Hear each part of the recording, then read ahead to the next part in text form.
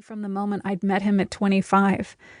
But loving someone and being able to partner in life, in parenting, in conflict resolution, in life's disappointments, are not always mutually inclusive. I felt unsupported, unloved, alone. But I kept trying. For 5 more years, in fact. Ultimately, we divorced in 2011, after 12 years of marriage. Though I know it was the right thing, my divorce feels like the defining and most significant failure of my life. I am happily married now, with 4 children, 2 from the first marriage, 2 from the second. And I've learned that kindness is the most important thing by a long shot in choosing who to spend your life with. Sadly, kindness is a more remarkable trait than it ought to be.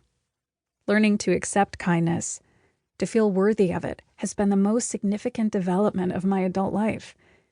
If you love your children, they learn they are worthy of love. If children are subjected to cruelty for the better part of their adolescence, they learn to believe that that is what they deserve. I have been lucky enough to get a second chance with the kindest man I've ever known, who loves me so completely, he commits his entire life to just doing that, loving me and our family. He's taught me single-handedly that I deserve kindness. So that's the backdrop. Some misery, some chronic dissatisfaction, some general malaise, not enough gratitude, not enough joy, a lot of love for my boys and a lot of hope for my marriage, which was dwindling with every passing day. I had a ton of friends, and I had virtually no connection to gymnastics, and I had an outsized hope of becoming a writer someday. I'd applied to school for screenwriting in 2003, gotten into Columbia, and then did not accept. I was the breadwinner, and so it wasn't feasible. I continued to write screenplays, but a screenplay isn't done when it's written. It's supposed to be a movie. So I thought, I'll write a book. At least it will be done when I write it, even if no one wants to publish it. And then I wrote Chalked Up. I describe writing the book as a fever dream. It poured out of me, and I don't remember much of the process other than it was fast. A few months. I just vomited the words on the page. I'd call my mom from time to time and ask her a question. Do you remember when we were at USA's in 1985? Did I get yelled at for eating yogurt or a banana? What was the name of that coach everyone thought was creepy? Who was the girl who landed on her head at Junior USA's in 1981 in Reno? Or I called my brother. Did you know I was eating boxes of laxatives? Did you feel sorry for me? Did you know I was unhappy? Were you jealous that I was doing so well in the sport?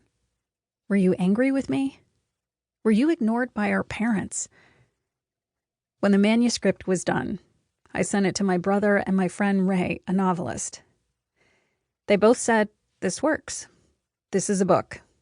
My brother said, "I didn't know. I didn't know. I'm sorry." I did not tell my parents. I thought, why put them through reading this? It may never get published.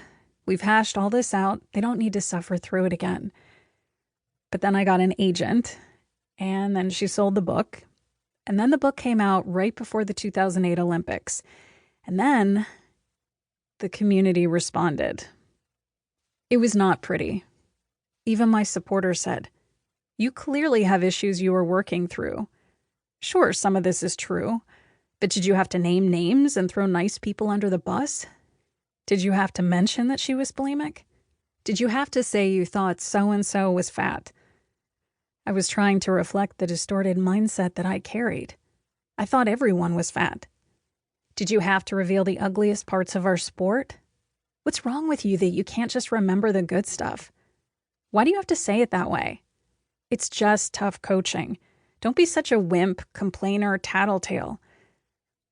We gymnasts, little girls in fact, are trained to be nice, silent, and obedient. When you break with that protocol, it is not well received. And these were the kinder criticisms, of course. Mostly it was brutal. I was called a liar, an opportunist. I was going to be sued for saying that Don Peters was a pedophile. He didn't sue me. In fact, he was banned from the sport in 2011.